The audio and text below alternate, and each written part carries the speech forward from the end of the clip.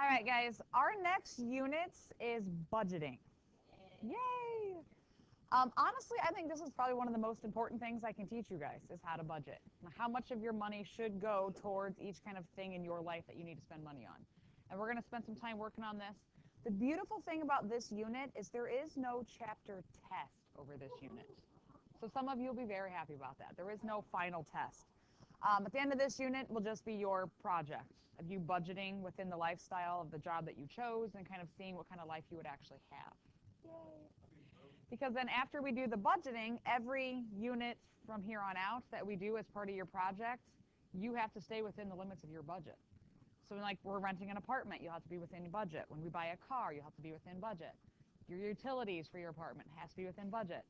So you're going to get a real life look at could you afford the job, with the job you have, the life that you want, where you want to live, what car you want to drive, all of that stuff. You're good then.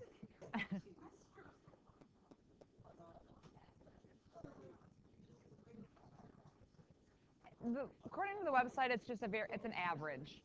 So I mean, obviously it can vary some, but.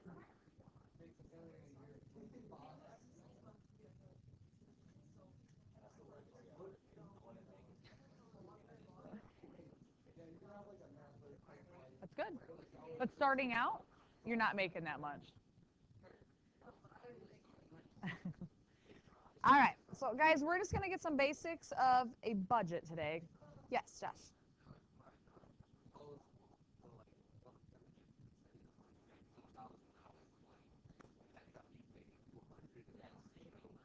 Right. So, and as we go in this, like later on, like when we get to buying a house, we will look then at how much money you would make later on in your career. So we'll kind of move along with that just to make it more realistic for you.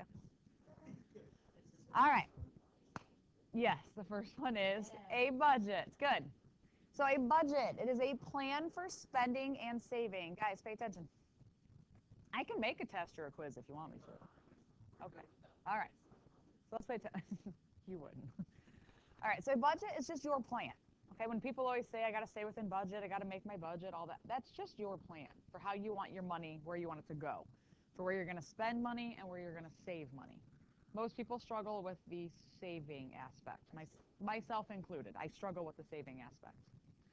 But it is necessary, right? If you just get your paycheck and every week you get your paycheck and you go out and just spend it on stuff you want to buy, some of you may do that right now, that's not going to be good when you become an adult and on your own. You got to like learn where your money's going. All right, cash flow, that term is just the concept of money coming in, so any kind of income or earnings that you have, however you're getting your money, and the money going out, so all of your expenses and all of your spending on things that you want. Okay, so cash flow is just money in and out. All right, so you have different types of expenses every month. You have fixed expenses, right? It means it's the same every month, right? Like your rent, right, or your mortgage payment for your house. That's going to be the same every single month. Your phone payment, right, for your cell phone, that's probably the same every month unless you're going over in data or something like that, right? Your car payment, that is fixed every month. You know what that car payment is. So there are some things that are the same every single month. Those are fixed expenses. And then you also have variable expenses. Obviously, it means they vary. They change in price or frequency each month. So food, when you're on your own and you're buying your own groceries and stuff, right? So how much you're spending on food can change. And we will do, as part of this unit, we'll actually have you guys doing a meal plan, like a grocery list for the week. You have to stay within your budget to feed yourself. It's rough, okay? Some people like, oh my gosh, I'm living off of ramen noodles for the month. Like, that's all they could afford. I had some people, seriously, last year when we were doing this, some people's budget for food for the entire month was only like $30 because they worked a job that was like they made like nothing. So they got real creative on meals. Spaghetti goes a long way, right? Spaghetti's cheap. You can buy a whole box of spaghetti for $1. So I mean that goes a long way. But gas for your car, you guys know the gas prices. They're up, they're down, they're all over the place. Entertainment, you guys go out with your friends, go to the movies, go do whatever. Shopping, some of you come into school with a new pair of shoes like every week, right? Repairs on your car, if something goes wrong. So these are all variable. Things change from month to month, depending on what you're spending. I'm sorry. All right. So why do you create a budget? What do you guys think? Why do you make a budget?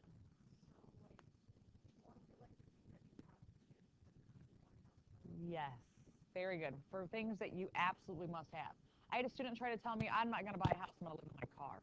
No, you're not. You're not choosing a really expensive car to live in. You're just not doing that. Okay? Is it a good choice to live in a sports car? No, like this student was wanting to buy like a really expensive sports car. I'm like, dude, you're not going to live in a sports car. It's going to smell so bad by the time you're done with it if you're living in it.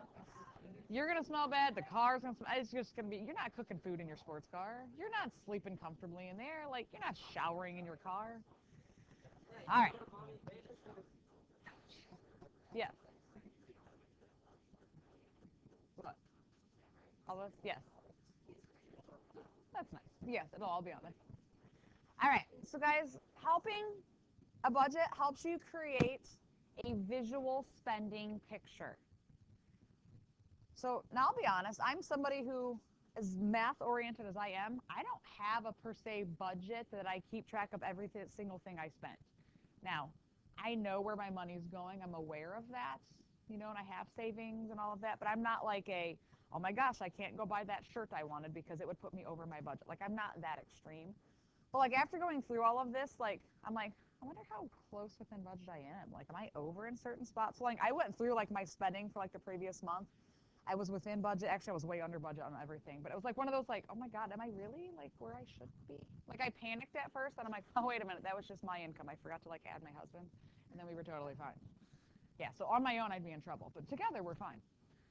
It helps you prevent impulse spending. If you have a budget and you're like, I know this much needs to go towards my rent, like I know I can't go out and buy, something crazy I don't actually need. We all do impulse spending from time to time. I mean, it happens. You did buy a couch, but was it a good purchase?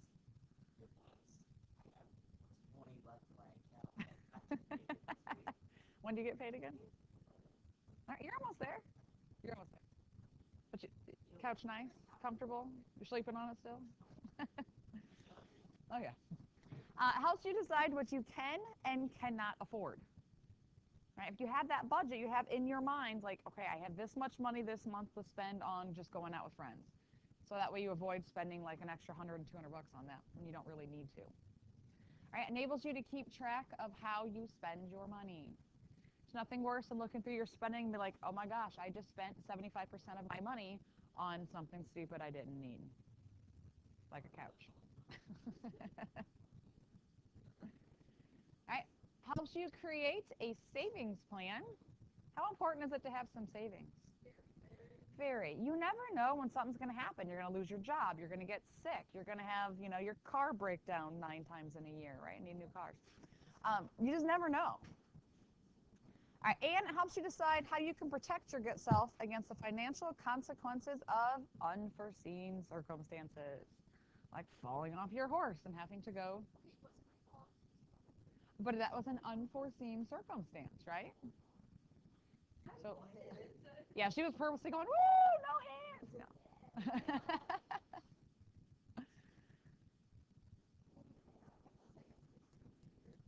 All right. But the big thing with budgeting is balancing your wants with your needs. Uh,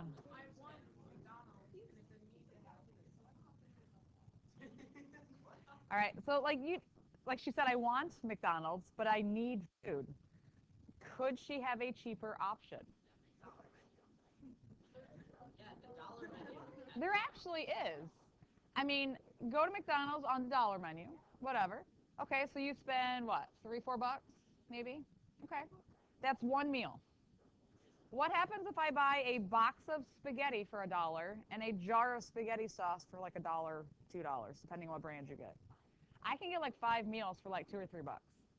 But you know what I mean? Like, so like, yes, I want McDonald's and I need food, but is there maybe a cheaper option? You can grow your own food. You can. And I had some students who that was like part of it. Like, I hunt all the time. I have a freezer full of stuff I've hunted. So like, that was cheaper for them. Oh, bow and arrow. That's how good you are. True. You got all that goes into it, but you're right. All right, so guys, we're going to look at a couple budgets, and we're going to kind of analyze like how they did and where they're over and under and kind of how this works, okay? So here we go. So number one, Nate is a junior in high school. He works 15 hours a week at the mall, and his net income after taxes, so his net pay, is $600 a month. He lives with his parents, so he doesn't have rent, utilities, or food expenses, which is nice, which is probably where the majority of you probably fall. His older brother owns a car and lets him borrow it to drive to work for $100 a month. It's kind of a mean brother, but you know, whatever. Otherwise, Nate will take the bus. He really wants to buy a car, so he puts any leftover money towards savings. Nate also pays for his cell phone and personal expenses, such as going to the movies, buying video games, and purchasing gifts. All right, so we have Nate's budget. So we're going to do an activity in a little bit where you guys are kind of looking at some different budgets, where you're going to have different columns. You have to figure out what their goal is for each budget, and we'll talk about how to find that. And then I'm going to give you kind of where their spending is so you can kind of see what their actual spending was for each section of the budget to determine if they're in budget, if they're over, what they can do different. So for him, he says savings for a car. He is budgeting. He wants to save $200 a month. He saved nothing. So did he make his budget there? No. So there's one right here that's a no-go. That was bad. All right. Oh, I put that X in the wrong spot. There we go. All right, cell phone. He said it's usually around $75 a month. This month was $100. He's over. He's using his phone too much. Maybe he needs to watch how often he's on, you know, he's streaming videos and everything else on there. All right, car payment to his brother. $100 was his budget goal. He paid $100. So is he good there? Yeah, he's good. That was a good one. All right, so those were his fixed, things every month that are the same. So then variable, things that could change. Public transportation, his goal was $50. He spent $60. He rode the bus more than he should have. All right, entertainment, his goal was to spend no more than $50 for the month. He spent $75. Which can easily happen. Night out with friends, going out, hanging out, doing stuff, that can happen real fast. Personal shopping, his goal was to spend no more than $100, and he spent $175.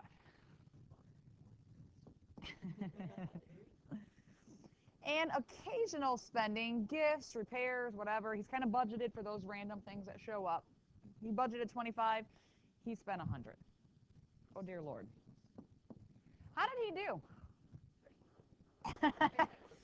It's terrible. Car payment, he met his budget in one aspect. Now, here's the part that you really got to watch. All right? His goal was $400 for his budgeting. Everything together should be around $400. How much does he make a month? $600. So he would have had some extra cash to kind of even more for savings. But he actually spent all of it, every penny he had for the month. And that wasn't, he didn't even save anything. So, I mean, he went way over on things. So what could he have done better to stay within his budget? Okay, cell phone would be an easy one, right? Just kind of watch, get on Wi-Fi when you can. His occasional spending was way over. And shopping. So do you think maybe he could rein that in probably pretty easily? Yeah, there's probably some things he just needs to watch a little closer. Okay. Number 2, Jamal's a senior in high school, works 30 hours a week at a neighborhood coffee shop. His net income after taxes is $1,500, and he is saving up for college. He owns a car, makes payments toward it each month, but he lives with his parents, so he saves on rent, utilities, and food. He occasionally goes out with friends and buys things for himself, but he tries to hold back on these things so he can save more for college. All right, so he makes $1,500 a month. All right, so college savings, he was trying to save $870 a month. That's a huge goal for savings. He did $820. So did he meet his goal? Now, be careful. This is savings is that one where you actually want to be over, right? You want to save more than your goal. So did he actually meet his goal? No, he did not. He was close, but he did not meet it. So be careful with always just kind of looking like, is the number under? So I'm good. Savings, you want it to be that number or higher because you want to be able to make sure you're saving that. Car payment, 125. He paid 125. I would hope you stay within budget on a car payment, right? It should stay the same every month. That's a fixed expense. Car insurance, $95 a month. He spent 95. And a cell phone. Oops. He must have stayed within his data plan, or he has unlimited, right? So he's good. All right, his variables. This is where things, yeah. So gas, his goal was 100. He spent 105. So he's technically not within budget, but it wasn't terrible. It wasn't terrible. Entertainment, bad. He was 25 bucks over. That was a big one. Again, entertainment's one that you should be able to rein in pretty easily. Personal shopping. He's $45 over there. And then occasional spending, he was okay with that one. Yeah. I don't know, can you? Yeah, you can.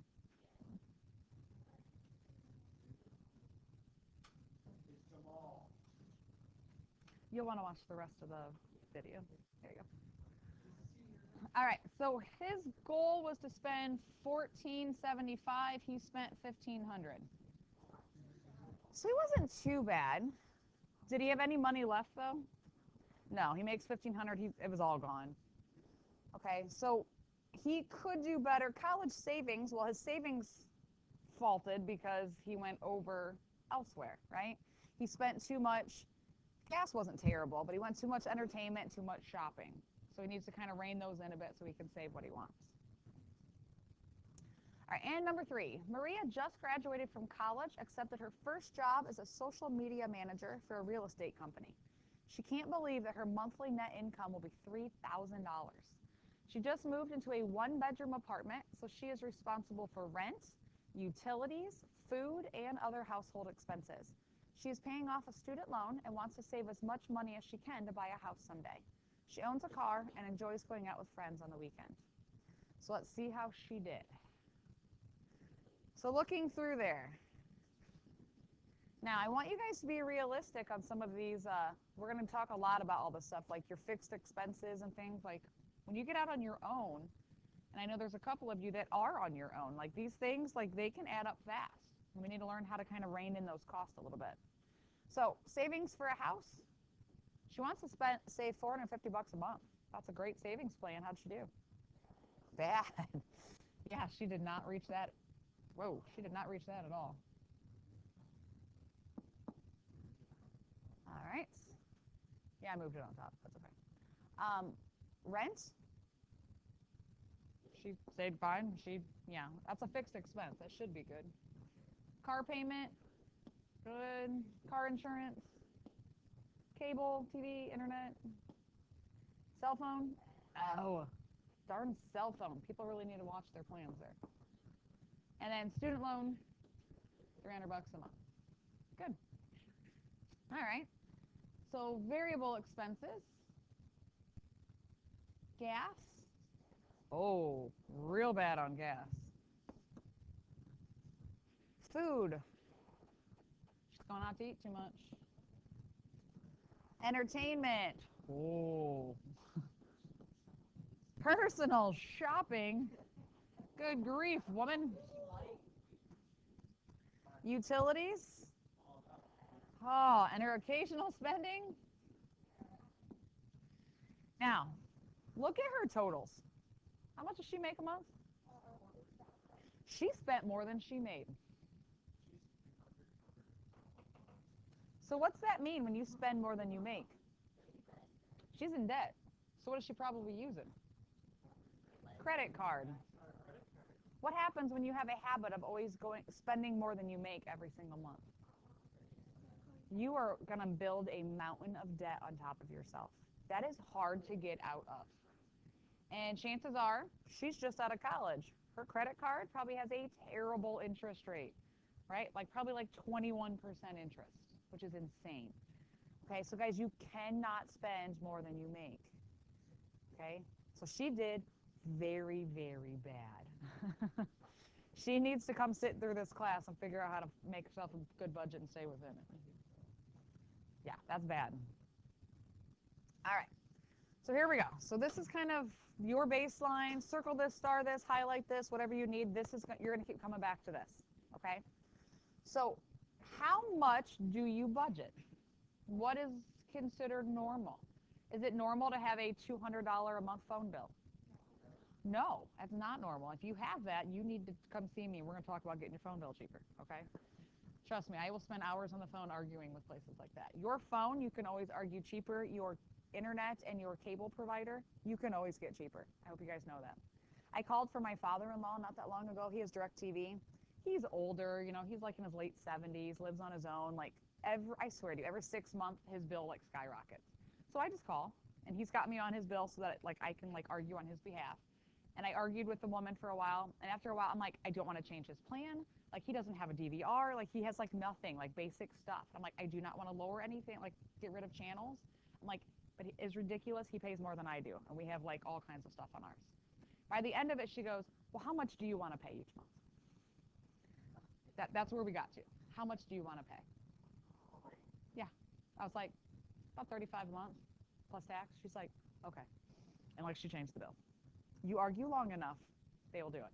But when you call, just so you guys know, don't just talk to the first person that answers the phone. Ask them for the cancellation department. Okay? No matter where you call, ask for the cancellation department because those people have bigger reins to, like, lower your prices on things than the normal person that answers the phone. Okay? So just so you guys know, you can always argue that. And their first offer is never their best. I was on the phone for probably 45 minutes with her. So just so you know, you can always get it cheaper. All right. Now, be reasonable. Like, obviously, I want to pay nothing, but, like, that's not reasonable. You know what I mean? So, just so you guys know. All right. So rent and mortgage. What percent of your net pay do you think? What'd you say?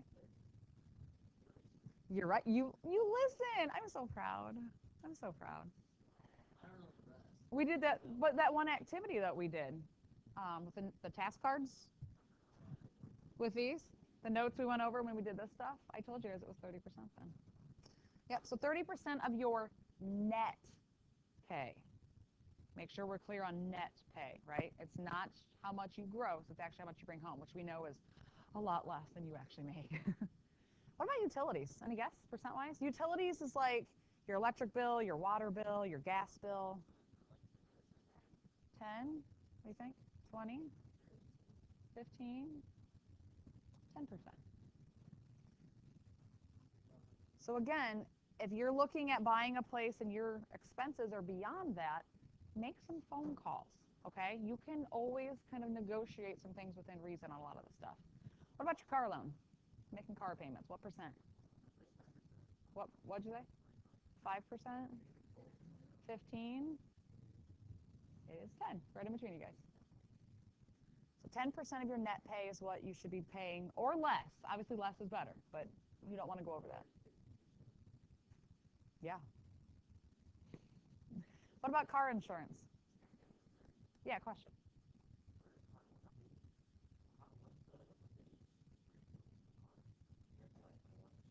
Lease a car? I don't know. I know you have to be 25 to rent a car. I know, that's the only one I knew for sure on age. I'd have to look up. I really don't know. 21? Yeah, no, yeah. I've never leased a car, so I don't know. Car insurance, I heard you guys say 10? It's actually 5. 5%. Cell phone? 5%. You know what? Life is simpler without a phone. There's a lot less drama. How are you going to contact people? Back in the day, that happened all the time.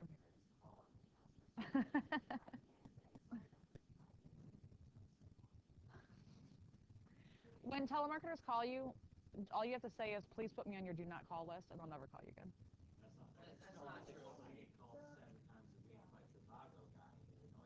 Oh, if you have asked him specifically, put me on your do not call list, and they still call you, you have a right to like hedge like warfare against them on that one.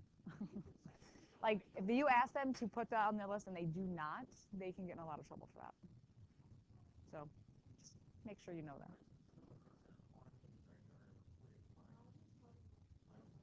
Oh, yeah.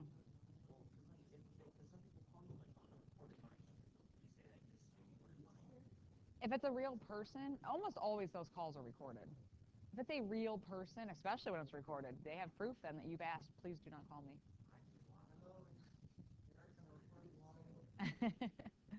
What about miscellaneous spending? Not just random stuff going out there. 2%? 75%, you're in trouble. 10%. Miscellaneous can kind of, yeah, it's kind of a gray area in there, what you consider miscellaneous. Usually. Savings. How much should you save? Obviously, we want to save as much as we can, but what is like the recommended percentage? Half? 10% is what they say you should save. All right. Food. Some of you would prefer a larger budget here than others. Food is 15%. Honestly, guys, if I look back at how much I spend on food, I bet per week, if I think of my average weekly grocery bills, we're a family of 5. I mean, it's my husband and I, we have 3 kids. And let's be honest, we eat every single meal technically at home. My kids pack their lunches for school. My husband comes home for lunch every day. We all eat breakfast at home, and I cook dinner every night. So, like, 5 people, 3 meals a day. Thank you. You know what I mean? Like, we spend probably at least $200 a week on groceries. For a lot. I cook every night. All right, and then entertainment, only 5%.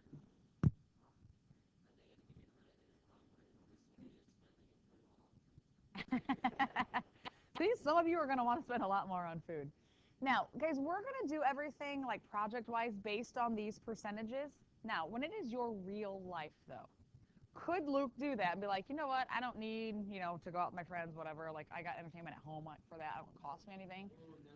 Or Luke doesn't have any friends, no one to go out. To the ice rink. Oh, you need the entertainment. But when you're on your own, could you kind of shift some of those percentages to your own things? Yeah. Let's say, you're living in a very small house, very cheap apartment, you're rooming up with friends, you know what I mean? Like you can move some of that 30% to a different budget area. Okay? But for this class, just for like purposes of this is what technically it should be, this is what we're going to use. Okay? Questions on this? Any of this surprise you? Which one surprised you? The food? That one, I think a lot of times people do get surprised by. For like 15% on food? Maybe you should shop around if yours is more expensive.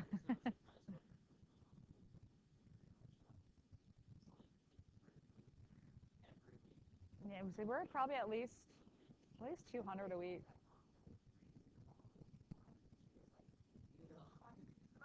I I wish I could be one of those super coupon people. I wish I could.